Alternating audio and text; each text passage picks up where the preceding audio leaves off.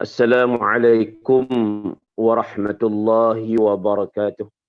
Innal hamdalillah nahmaduhu wa nasta'inuhu wa nastahdihi wa nastaghfiruh wa na'udzu billahi min shururi anfusina wa min sayyiati a'malina. Innahu man yahdihillahu fala mudilla lahu wa man yudlil fala hadiya lahu. Asyhadu an la ilaha illallah wahdahu la syarika lahu. وأشهد أن سيدنا ومولانا محمدا عبد الله ورسوله. اللهم صل وسلم وبارك على سيدنا محمد وعلى آله وأصحابه وأزواجه وذرياته ومن دعا بدعوته ومن نهج نهجه إلى يوم الدين. أما بعد. Tuan Moderator, penganjur program kita pada kali ini, Alhamdulillah, puji dan syukur hanya bagi Allah Subhanahu wa taala yang masih memberikan kepada kita saat ini kehidupan. Di samping ramai teman-teman, sahabat-sahabat kita yang telah pergi meninggalkan kita buat selamanya. Semoga Allah Ta'ala merahmati segala roh-roh mereka. Alhamdulillah, puji dan syukur bagi Allah Subhanahu wa taala kerana masih berikan kesihatan yang baik kepada kita masing-masing pada ketika ini. Di saat ramai teman-teman kita yang sedang diuji dengan pelbagai musibah, penyakit, virus dan sebagainya. Semoga Allah Ta'ala memberikan kesembuhan segera buat mereka dan mengangkat segala musibah ini daripada alam dunia. Alhamdulillah, puji dan syukur bagi Allah kerana masih berikan kepada kita saat ini kekuatan untuk kita meneruskan kehidupan, mencari bekalan amalan untuk dibuat pada hari yang kemudian. Hari yang kita akan bersendirian, siapa akan berikan bantuan dengan orang-orang yang Allah Ta'ala kasihan. Tuan-tuan dan perempuan sidang pendengar yang dirahmati Allah Subhanahu wa taala, pada pagi ini atau pada hari ini saya akan berkongsi bersama dengan tuan-tuan dalam siri Tadabbur Al-Quran yang kita akan bincangkan ayat ini secara umumnya, tafsiran umumnya, dan juga melihat makna-makna ataupun al-ibrah khusus yang boleh diambil daripada ayat yang kita akan bincangkan nanti. InsyaAllah sebagai dasar perbincangan, saya akan menggunakan tafsir Al-Quran Al-Azim dari Imam Al-Muhaddith Ibn Kathirin. Tafsir Ibn Kathir yang masyhur dalam kalangan masyarakat kita seantara dunia dan merupakan kitab tafsir yang mu'tabar melihat kepada pengarangnya yang mu'tabar. Ayat yang saya akan pilih untuk baca pada kali ini ialah daripada surah An-Nisa ayat nombor 71. 71 yang berbunyi a'udzubillahi minasyaitonirrajim.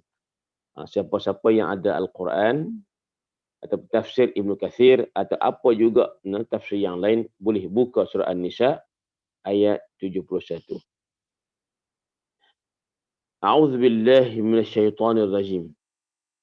يا أيها الذين آمنوا خذوا حذركم فانفروا ثبات أو انفروا جميعا. صدق الله العظيم. Ini ayat yang diturunkan berkaitan perihal perintah Allah Subhanahu wa taala untuk orang-orang Islam, khasnya kerajaan Islam, untuk mengambil suatu kekuatan sebagai bentuk benteng pertahanan menghadapi musuh dan melawan ataupun berperang dengan musuh-musuh agama. Baik, maknanya kata Allah Azza wa Jalla, ya ayyuhalladzina amanu, wahai orang-orang yang beriman. Khudhu hidrakum, ambillah kekuatan, ambillah satu benda yang boleh jadi benteng, ambillah satu benda yang boleh jadi penghadang, ambillah benda yang perkara yang boleh menjadikan ia sebagai satu benda yang menakutkan, menggerunkan musuh. Maka antara hidrakum ini ialah bermaksud senjata-senjata. Wahai orang-orang yang beriman, ambillah senjata-senjata kamu. Fanfiru thubatin. Lalu pergilah kamu berperang. Secara pertamanya, thubatin. Berkumpulan, berbatalion. Kemudian satu batalion. Ataupun berpuak-puak dengan dibahagikan kumpulan-kumpulan secara berpecah supaya boleh menakutkan ataupun strategi untuk berperang. Awin firu jami'ah, ataupun pergilah kamu berperang secara keseluruhan kamu dengan satu batalion yang besar. Tuan-tuan dan puan sekalian, ayat ini pertamanya memerintah orang Islam untuk mengambil suatu benda atau peringatan, pengawasan, pengawalan dan benda yang boleh mengelak dan menghalang orang-orang kafir atau musuh Islam daripada memenangi peperangan terhadap orang Islam atau menguasai orang Islam. Maka antaranya ialah mengambil senjata-senjata atau membuat sebarang persiapan yang dengan persiapan itu boleh menyebabkan berlakunya kekalahan atas pihak musuh. Maka segala kekuatan itu adalah dalam bentuk yang pelbagai. Sama ada menggunakan akal, merangka strategi, pelan, langkah-langkah dan sebagainya. Yang kedua, dengan kekuatan secara fizikal, mempersiapkan tubuh badan para tentera muslimin dengan tubuh badan yang sihat, yang kuat. Ataupun dengan kekuatan mental, mampu berfikir ataupun bijak mengatur strategi bagaimana untuk mengalahkan musuh, membaca dia punya perancangan-perancangan, maupun kekuatan yang dimaksudkan adalah kekuatan senjata. Bahkan hari ini kita melihat kekuatan senjata itu satu antaranya perkara utama dalam peperangan. Sebab itu Islam ini bila ia memerintahkan umatnya untuk membuat persiapan untuk menghadapi musuh dalam peperangan, ini satu bentuk ilmu yang kita kena ambil, iaitu bahawasanya untuk kita berjaya dalam apa juga lapangan, khasnya dalam bidang kenegaraan atau menjaga keamanan negara, keselamatan negara daripada diganggu-gugat oleh bukan Islam, maka sepastinya kewajipan umat Islam ketika itu, khasnya kerajaan Islam ketika itu, mengambil langkah-langkah proaktif, langkah-langkah yang orang kata apa ni, bersungguh-sungguh untuk membuat persiapan demi mempertahankan kedaulatan Islam bagi sebuah negara Islam, bagi mempertahankan maruah orang Islam. Maka antaranya dalam ayat ini Allah Ta'ala memerintahkan supaya bila kamu dah memiliki persiapan, kekuatan, senjata dan sebagainya, maka fanfiru thubatin. Strateginya ialah dengan kamu pergi berperang sama dalam bentuk berkumpulan. Maknanya bahagikan kumpulan Islam itu kepada beberapa kumpulan.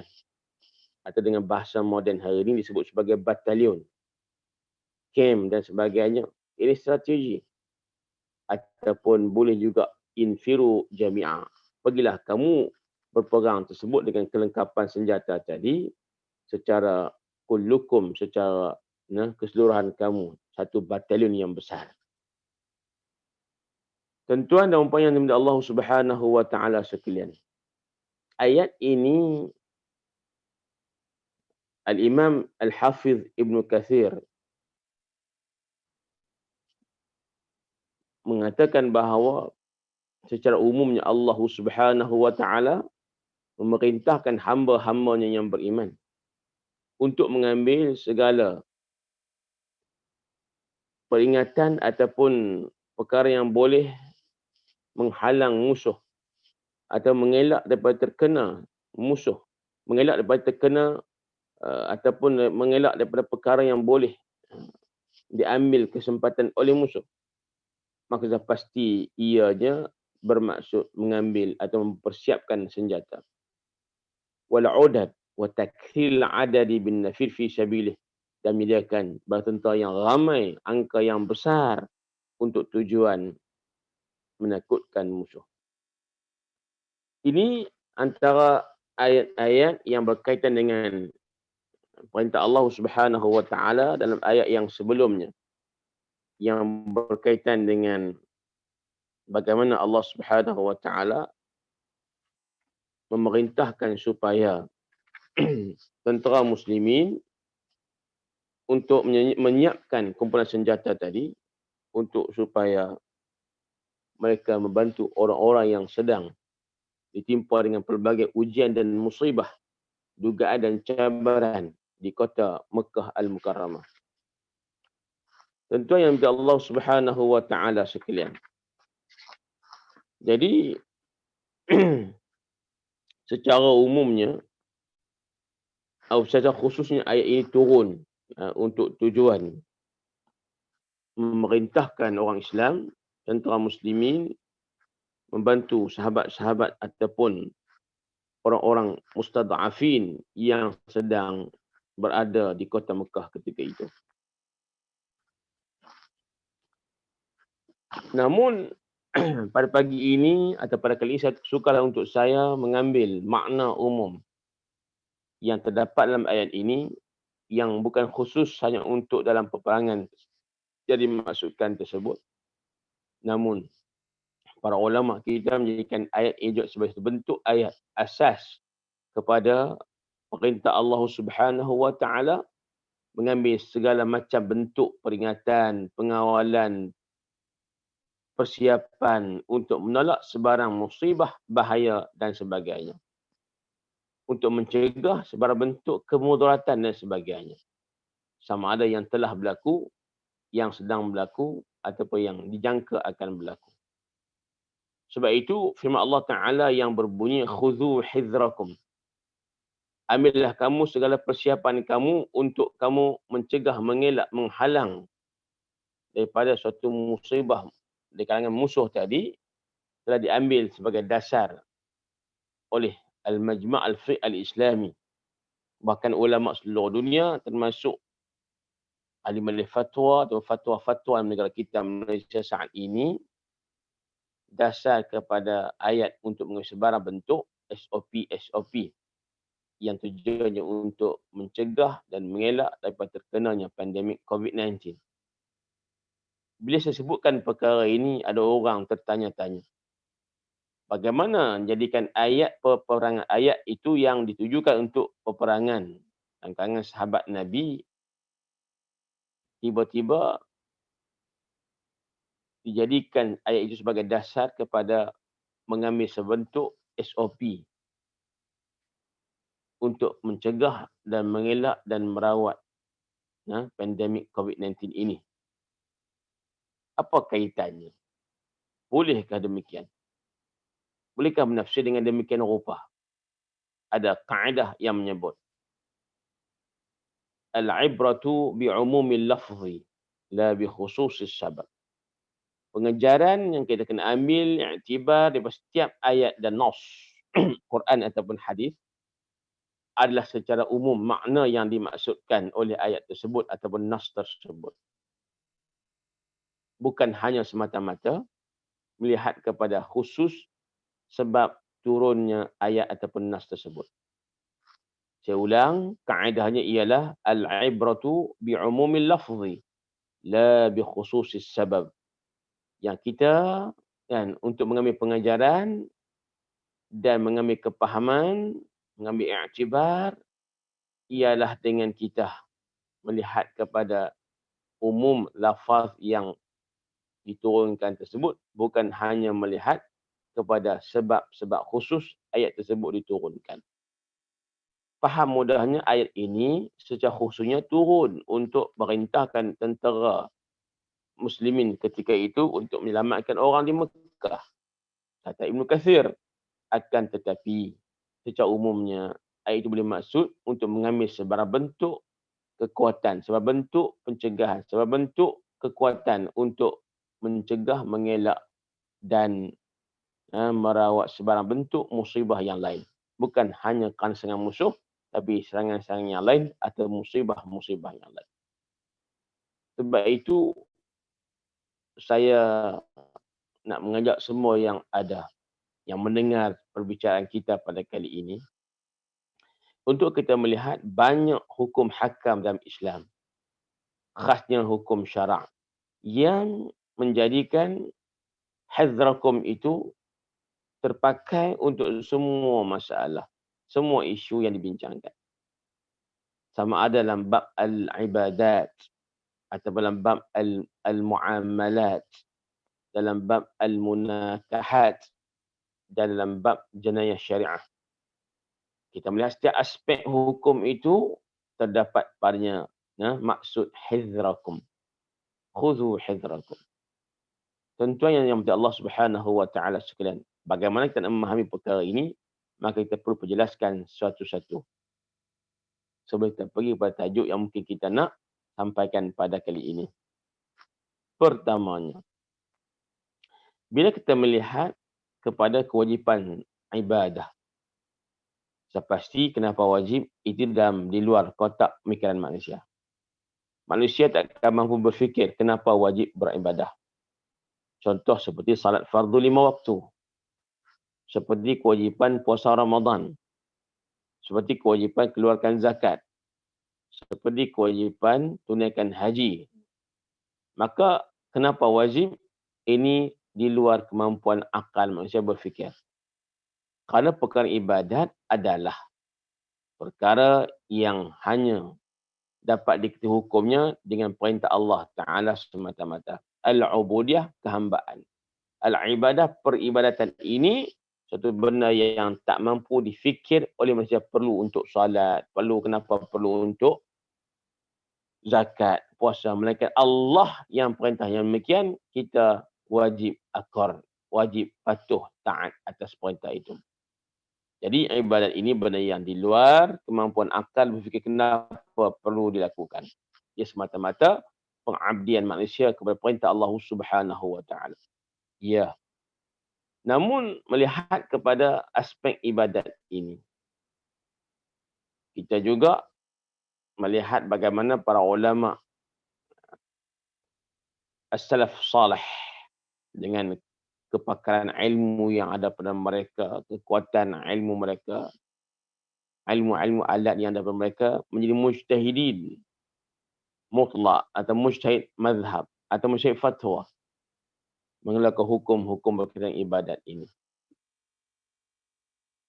Dan dalam masa yang sama kita melihat juga bagaimana ulama-ulama kontemporari pada hari ini berijtihad dengan kemampuan mereka yang ada di sudut yang lain terhadap ibadat tersebut, menambah kali kehebatan, kepentingan, kebaikan, manfaat daripada salat atau setiap ibadat tersebut. Tak pelik kalau hari ini kita melihat bagaimana orang ramai, pakar-pakar perubatan melihat ibadat di sudut kebaikan, sudut sains perubatan. Maka yang kaitkan puasa dengan kesihatan, salat dengan kecergasan, kesihatan dan sebagainya, zakat dengan kesihatan dalaman, kesihatan luaran, kebaikan untuk sosioekonomi terhadap sosial masyarakat dan sebagainya. Itu adalah hikmah. Namun saya nak katakan bahawa di sebalik peribadatan itu pun, walaupun ibadat itu benda yang ubudiyah, benda yang tak mampu difikir oleh akal, kenapa perlu buat, kenapa ini kena buat dan sebagainya, akan tapi di sebalik peribadatan itu ada hikmah-hikmah yang pada juga bermakna hizrakum. Adanya ya, bentuk-bentuk mengambil ke perkara yang boleh kita nak mengelak satu musibah yang lain. Ya, saya katakan ini adalah hikmah, bukannya adalah sebab berhukum. Sebagai contoh lah yang paling ketara dalam ibadat puasa Ramadan. Diwajibkan puasa Ramadan, Allah yang perintahkan. Di luar kemampuan akal berfikir kenapa Allah perintah. Ini bukan hak kita. Ini adalah hak Allah. Ya, namun benda itu bila diwajibkan oleh Allah Subhanahu Wa Taala, kita wajib tunaikan. Kena ingat, sesiapa yang melanggar kewajipan ini, tak tunaikan kewajipan ini, maka dia berdosa besar. Dan dosa itu membawanya kepada neraka Allah Azza wa Jalla. Dan kamu mesti mengelak daripada neraka walaupun hanya dengan sebelah biji tamar. Ini antara benda yang kita ambil pengetahuan. Kamu mesti mengelak daripada kamu terjebak dalam neraka Allah Azza wa Jalla sekalipun dengan melakukan kebaikan sebesar sebelah biji sawi sahaja. Atau biji korma. Maknanya, kewajipan agama, kewajipan dalam perkara ibadat, di sudut pelaksanaannya adalah mesti, dan kita kena ingat, antara yang boleh mendorong kita, antara saya kata yang boleh mendorong kita untuk berbuat ibadat yang wajib tadi adalah untuk mengelak kita daripada masuk dalam neraka Allah Azza wa Jalla. Kena ingat itu. Jadi sesiapa yang untuk mengelak dirinya daripada dihumban dalam seksa neraka yang amat pedih, maka hendaklah ditunaikan kewajipan solat. Nampak tak tuan-tuan dan sekalian, dalam masa yang sama, kewajipan solat itu yang telah difardukan Allah Subhanahu Wa Taala. Kan, tanpa perlu kita berfikir kenapa wajib, tetapi antara hikmah yang kita boleh fikir ialah kebaikan solat, termasuk antaranya ialah untuk akhirat kita, kita akan terelak daripada masuk dalam api neraka Allah Azza wa Jalla. Baik. Dan antara perkara yang kita boleh tambah untuk kaitan dengan tajuk kita hari ini, hatakan dalam bab ibadat puasa tadi, sumbangan terhadap kesihatan diri manusia. Bagaimana kita melihat aspek kesihatan. Yang mana kesihatan ini satu benda yang tuntut untuk kita menjaga dalam agama kita. Orang Islam yang kuat itu lebih dekat kepada Allah Ta'ala berbanding orang Islam yang lemah. Maka kekuatan itu ada pada kesihatan yang baik. Kesihatan yang baik itu boleh dipupuk, boleh dibina dengan pelbagai cara. Pemakanan yang betul, timing makanan yang betul, cara makan yang betul, makanan-makanan yang berkhasiat, bervitamin dan sebagainya. Ya, kesemua itulah bentuk-bentuk yang disarankan oleh agama untuk membina kesihatan kita. Kerana orang yang sihat itu pastikan kuat. Kuat itulah akan melambangkan ciri Islam atau Muslim yang sempurna. Nak berperang, kena sihat dan kena kuat. Nak belajar, nak kena sihat, kena kuat. Nak buat kerja untuk cari benda-benda yang nafkah sebagainya, perlu sihat dan perlu kuat. Maka kesihatan itu benda yang tuntut untuk dijaga dalam agama kita. Maka antara perkara yang boleh memberikan kesihatan kita ialah ibadat berpuasa itu sendiri. Ini hikmahnya. Maka hikmah berpuasa tadi, dia telah mengelak kita daripada terkena penyakit dan musibah pada jasad dan tubuh badan kita. Ini benda yang telah terbukti.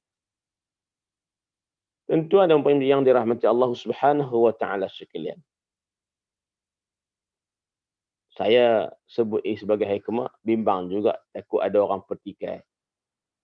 Orang akan kata bahawa Ustaz, ada juga orang yang berpuasa tapi sakit. Ya, kita kata ini hikmah sebenarnya ibadah.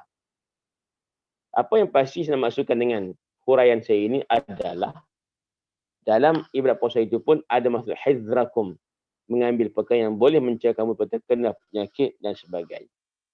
Dan sekurang-kurangnya sebut di awal tadi, ialah yang paling penting dengan berpuasa tersebut, kewajipan agama tersebut, kita telah mengelak daripada kita terhumban dalam api neraka Allah Azza wa Jalla. Kemurkaan Allah Azza wa Jalla.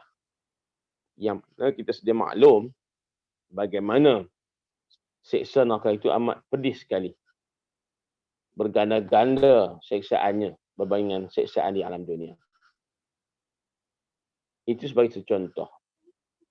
Dikaitkan hadrakum dalam makna berpuasa itu sebagai satu bentuk pencegahan penyakit. Yang kedua, saya ambil contoh yang agak familiar dengan kita lah. Berkaitan kewajipan salat 5 waktu.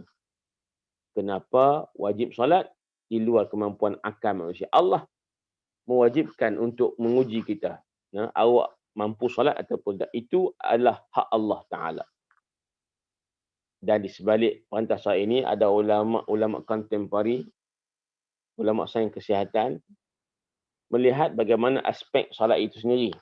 Dari sudut aspek kesihatan, boleh mencegah kita daripada kelupaan ataupun kita kata otak yang tidak cergas ataupun dungu dan sebagainya.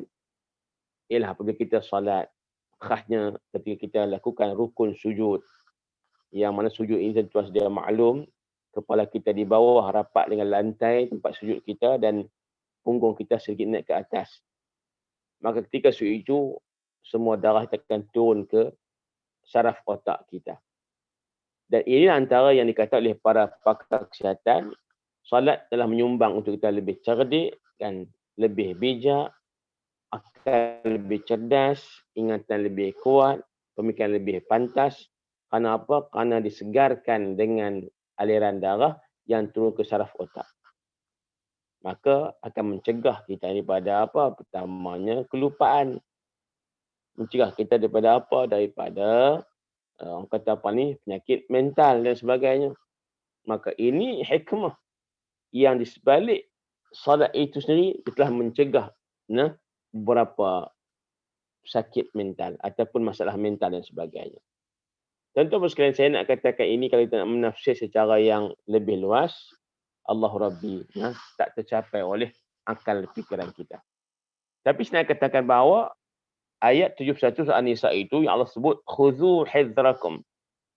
Secara khususnya turun untuk tentang muslimin menyelamatkan orang-orang Mekah, tetapi ayat khudhu hidrakum secara umumnya terpakai untuk perintah Allah Ta'ala ke atas orang Islam seluruhnya mengambil sebarang bentuk persiapan dan pengawalan dan pencegahan mengelak daripada terkena sebarang bentuk musibah, sama ada ketenteraan, ekonomi, politik, termasuk juga dalam bab kesihatan dan sebagainya.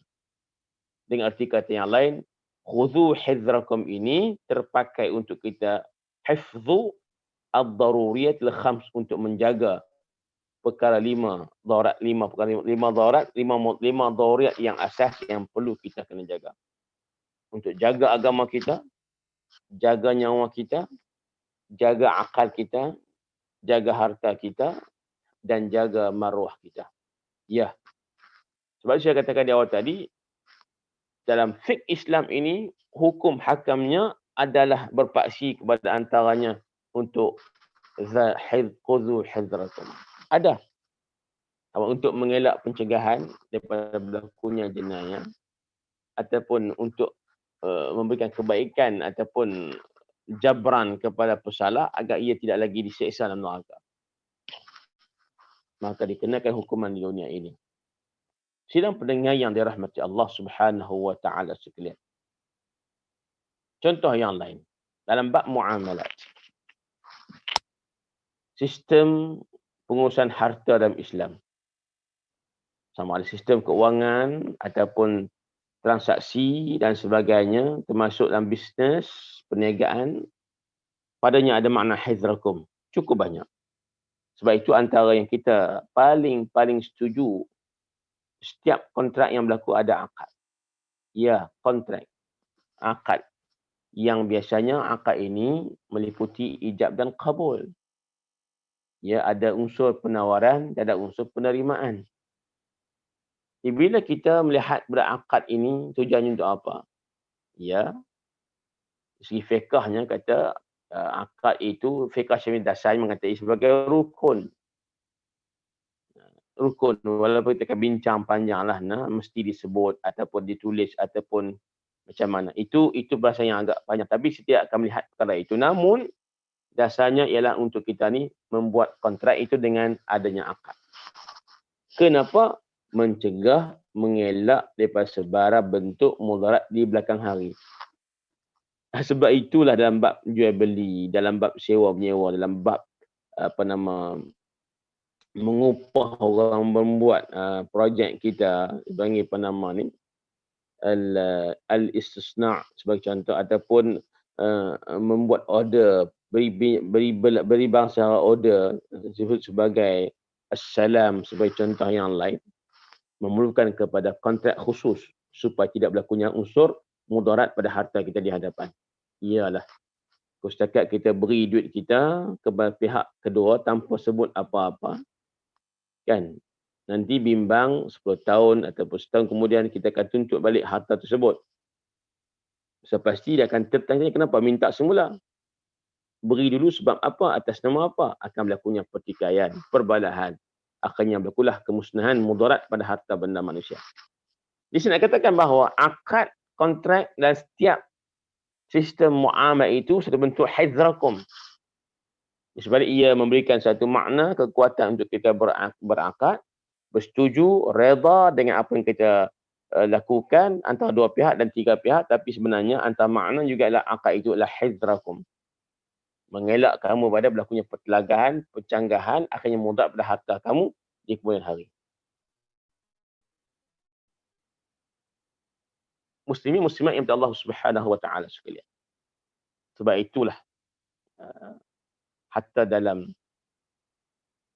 membayar zakat sekalipun, kita diminta supaya untuk berniat zakat. Berniat, bukan sebut zakat, tapi kena niat zakat supaya menjadikan harta itu sebagai zakat, bukan harta yang lain. Supaya tidak timbul di hari yang kita keluarkan itu sebagai zakat bukan sesuatu yang lain. Bukan tabarruk biasa, bukan banyak fidyah, bukan banyak kafarah, bukan juga sedekah, hadiah, tapi ialah zakat yang wajib atas kita. Ya. Tuan-tuan bos sekalian, patah balik bertajuk tadi. Iaitu akad-akad yang dimestikan, yang dijadikan sebagai rukun dan bentuk-bentuk kontrak yang ada dalam kitab-kitab fiqah adalah untuk mengelak semua kemudaratan di kemudian hari. Sebab kita faham dalam syariat kita ini, antara maksud di sebalik akad ialah redha, meredai. Ialah kalau kita ke kedai membeli barang, kita sebut saya beli, penjual kata saya jual, gini harganya, ini barangnya, dengan sebut saya jual, saya beli, itu maknanya apa? Kita telah redha dan setuju dengan perkara itu. Sebut redha bukan terpaksa, bukan tak tahu, bukan dipaksa. Makanya terusnya di kemudian hari tak lagi timbul istilah kita ni telah pun teraniaya dengan harta kita. Maka ini maknanya tuan hizrakum juga dalam konteks akad dalam muamalat. Berikutnya terpindah sedikit tentang al-munakahat. Munakahat maknanya bernikah ataupun kahwin, juga padanya ada akad. Ya, satu sudut yang saya melihat pada akad sahaja dahulu. Melihat pada akad dahulu, belum melihat pada perincian-perinciannya yang lain. Dan bila ada akad, maknanya telah berlakunya akad nikah yang sah, untuk mengelak berlakunya kemudian hari. Dan akad nikah dia menjaga nama roh kita, menjaga kita punya nasab kita sebagainya. Ya, kita kena ingat itu. Walaupun nikah itu sendiri disyaratkan untuk hizrakum juga. Mencegah kamu pada terjebak dalam syahwat-syahwat yang diharamkan seperti berzina, berkhalwat yang diharamkan oleh agama dan sebagainya. Maka nikah itu bentuk hizrakum untuk mencegah mengelak kamu terkena ataupun melakukan benda-benda yang dosa terhadap Allah Subhanahu Wa Taala yang melibatkan syahwat kamu sendiri. Ya. Nikah juga nak jaga nasab kamu, keturunan kamu supaya nasab yang bersambung-sambung, yang halal, yang sampailah kepada nenek moyang kamu. Bayangkan, Masya Allah, Tabarakallah. Setiap yang berlaku dalam hukum agama melibatkan apa juga bidangnya, padanya ada khuzu hizrakum. Sebab itu saya menarik perhatian untuk bab munakaah ini, diwajibkan untuk pasangan yang nak bernikah untuk mengambil kursus perkahwinan. Walaupun mungkin sehari ataupun 2 hari, mungkin orang kata tak cukup ilmu rumah tangga dengan 2 hari itu. Iyalah, betul. Kita belajar agama ni bukanlah untuk sehari itu saja. Dari sekolah rendah, daripada prasekolah, sekolah menengah, masuk universiti kadang-kadang ni dah belajar dah. Cuma tambahan biasa. Untuk bimbang takut ada orang yang kita tak pernah belajar pun perkara yang berkaitan dengan hukum hakam rumah tangga ni, maka perlulah masuk juga kursus untuk memberikan ingatan terhadapnya, tanggungjawabnya sebagai seorang suami ataupun isteri. Maka kursus perkahwinan isteri sebagai bentuk hizrakum. Pasal apa? Bila dalam kursus tersebut tentang tanggungjawab suami isteri, lepas masing-masing akan ambil cakna dengan tanggungjawab tersebut, maka tak akan berlakulah terbentuk dikatakan pengabaian terhadap tanggungjawab tersebut. Maka rumah tangga akan terjaga. Rumah tangga akan terjamin kebahagiaannya kerana masing-masing telah tahu untuk menjaga hak masing-masing. Jadi kursus itu antara tujuan untuk khudhu hizrakum. Ilmu rumah tangga tu diberikan dalam kursus untuk tujuan mengelak dan mencegah daripada pasangan melakukan perkara yang mungkar yang boleh bercanggah dengan perintah Allah Subhanahu wa taala. Tuan-tuan sekalian, banyak sangat perkara yang kita boleh kaitkan dengan contoh kita ini, Allahu Rabbi. Namun seperti yang ringkas ini saya tak boleh cerita yang secara detail, tapi sekali contoh yang kita boleh mengambil satu dasar berfikir bagaimana setiap dalam perkara itu adanya khudhu hizrakum. Dan dalam bab sistem jenayah syariah, kanun jenayah syariah, kita melihat ada hukuman yang begitu adil terhadap setiap kesalahan yang berlaku. Dan kita kena ingat setiap hukuman yang ditetapkan oleh Allah Subhanahu wa taala sebagai hudud ataupun qisas ataupun hukum yang telah diberikan kebebasan kepada raja untuk melihat yang terbaik atas namanya ialah ta'zir. Padanya ada khudhu hidrakum. Ada jabran, ada zajran.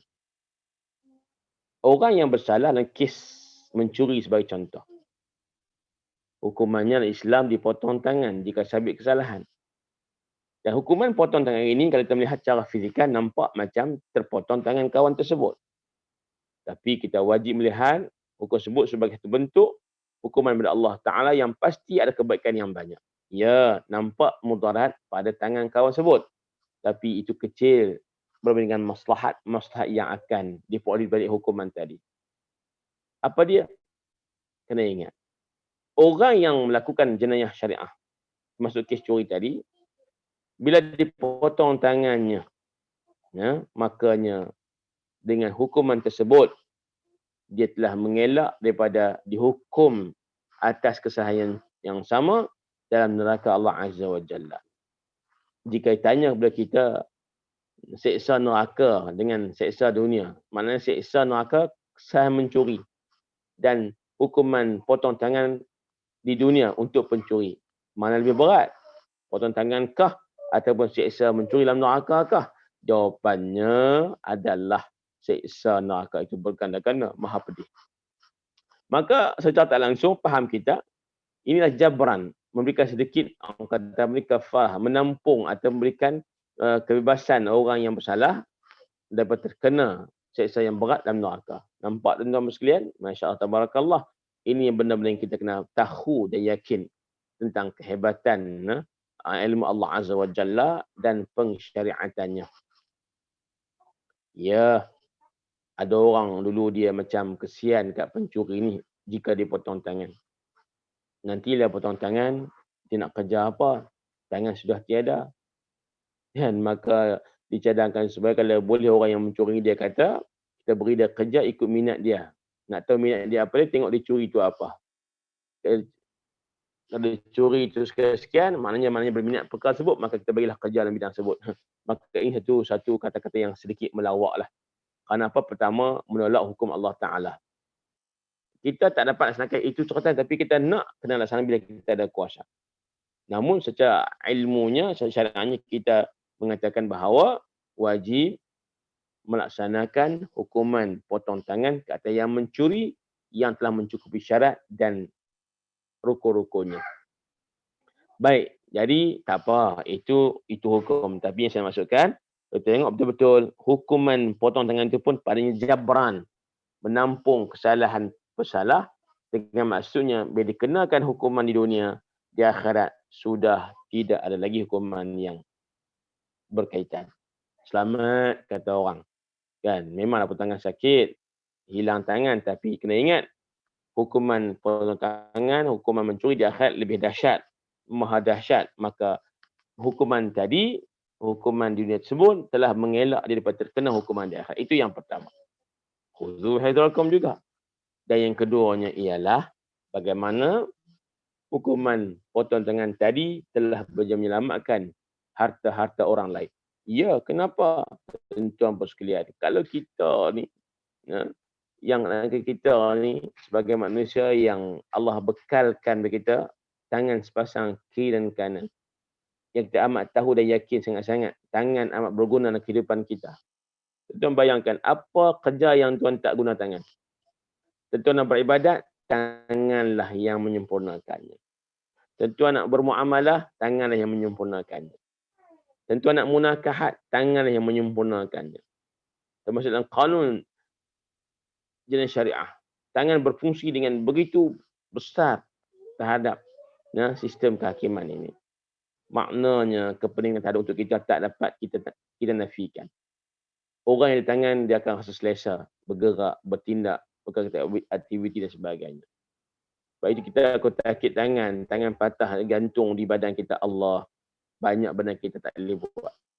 Rasa tak sempurna dan sebagainya. Namun maksud saya ialah bahawa maka dengan kepahaman terhadap kepentingan anggota tangan pada kita yang Allah beri percuma ini, maka semua masing-masing akan sayang untuk kehilangan tangan tersebut. Dan pasti hukuman potong tangan terhadap pencuri yang cukup syarat-syaratnya, kita akan melihat satu bentuk kegerunan. Benar-benar dijadikan sebagai apa? Zajran. Menakutkan kita. Lebih kita terlibat dalam benda yang sama. Orang yang mencuri dah tu pun, kalau dipotong tangan, akan rasa susah dan terseksa. Dia takkan mencuri lagi insya-Allah. Takkan mencuri lagi insya-Allah. Pasal apa? Dia akan rasa terperitnya tanpa tangan. Curi lagi, potong kaki pula. Allahu Rabbi. Bagi kehidupan selepas itu. Dia akan serik, dia akan mengelak daripada buat benda yang sama. Orang yang tidak mencuri, ataupun yang ada hati nak mencuri, yang baru berniat nak mencuri, dan maka dia akan rasa takut untuk mencuri. Sebab apa? Melihat hukuman tadi. Maknanya hukuman potong tangan itu zajran, telah mengelak kita, mencegah kita daripada buat perkara yang sama. Nampak ke tidak tuan-tuan? Sebagai contohnya, maka dalam hukuman Allah Ta'ala itu pun padanya ada khudhu hidrakum. Ini saya kaitkan semua contoh cara dengan khudhu hidrakum. Sebab kita menggunakan ayat tersebut untuk perbincangan kita pada kali ini. Dan terakhir bagi saya untuk melihat ayat khudhu hidrakum ini dengan pandemik COVID-19 yang sedang melanda dunia ketika ini. Ya. Saya ingat daripada awal 18 Mac 2020 sampai hari ini, bermacam-macam SOP yang dikeluarkan oleh pihak kerajaan. Yang sudah pasti di belakang kerajaan ini ada pakar-pakar yang berkaitan dalam bidang kesihatan, bidang syariah, bidang keselamatan sebagainya, untuk berfikir bagaimana untuk kita ni mencegah, mengelak terkena COVID-19. Maka keluarlah SOP yang macam-macam. Kesemua itu bermaksud khudhu hidrakum. Saya sebut di awal tadi bahawa Al-Majma' Al-Fiqh Al-Islami, Majma' Al-Fiqh Al-Islami telah menggunakan ayat khudhu hidrakum ini setiap SOP yang telah ditetapkan oleh pihak kerajaan. Maka sebab itulah pihak mereka mengatakan kena atas ayat untuk patuh SOP tersebut kerana padanya khudhu hidrakum, mengelak kita terkena mudarat yang boleh menyebabkan nyawa atau korban.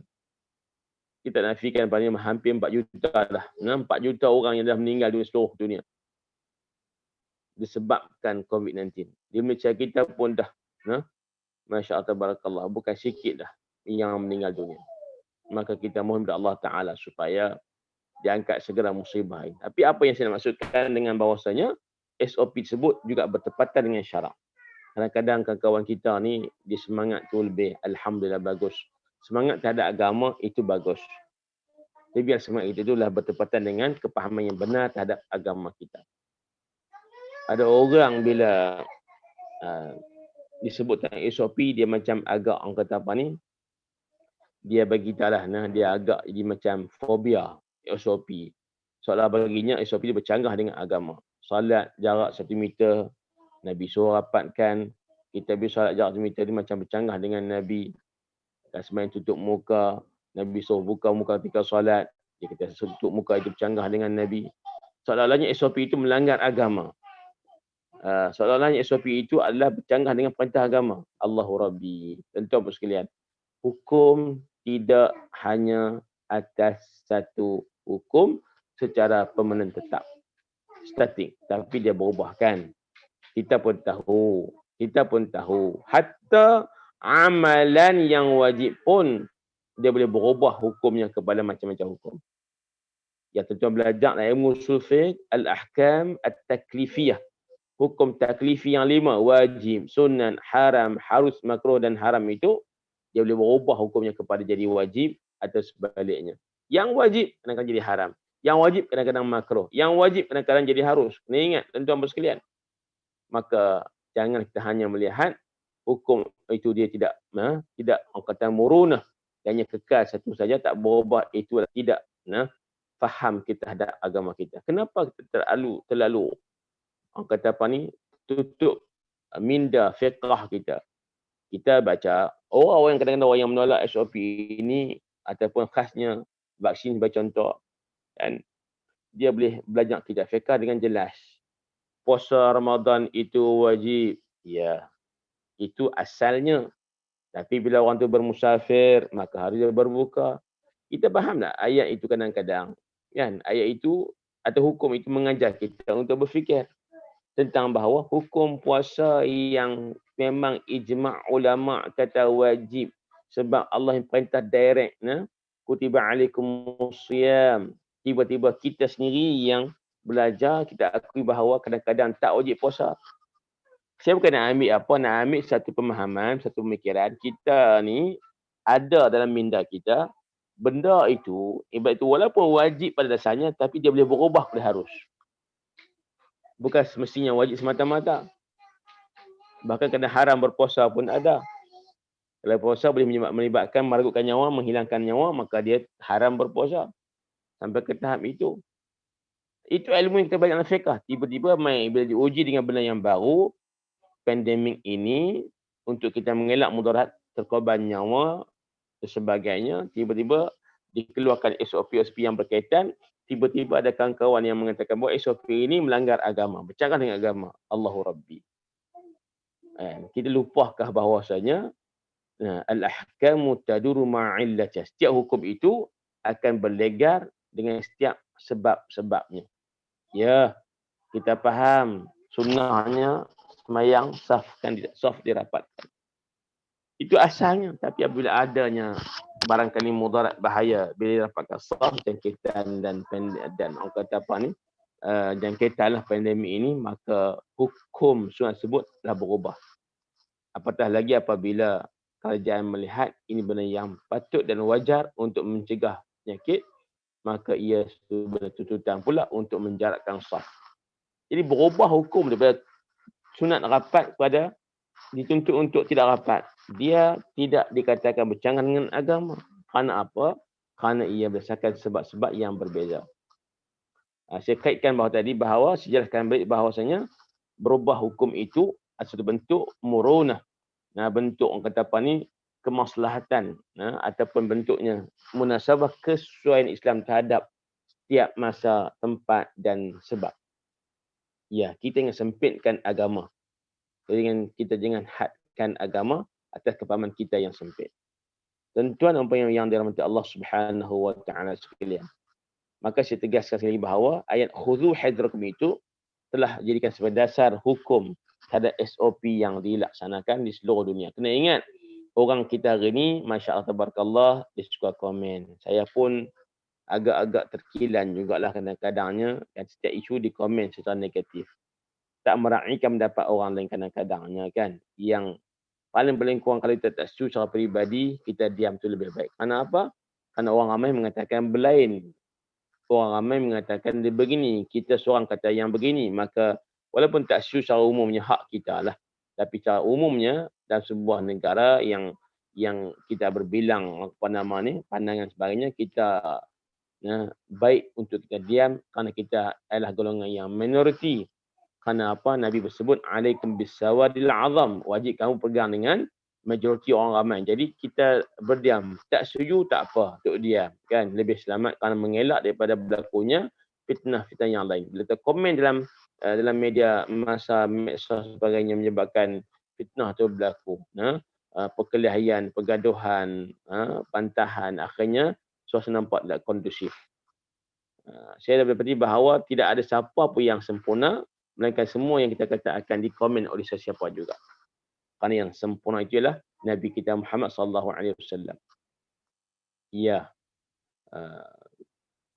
solat Jumaat daripada tak boleh dikomen, 12 orang dikomen, 50 orang dikomen, 40 orang dikomen. Yang terbaru kemarin kalau negeri Kedah ni benarkan 100 orang. Komen juga sebab apa? Syarat kena ada vaksin pula dah. Ada yang katakan ini torut sebagai contoh. Masya Allah, tabarakallah. Kenapa torut?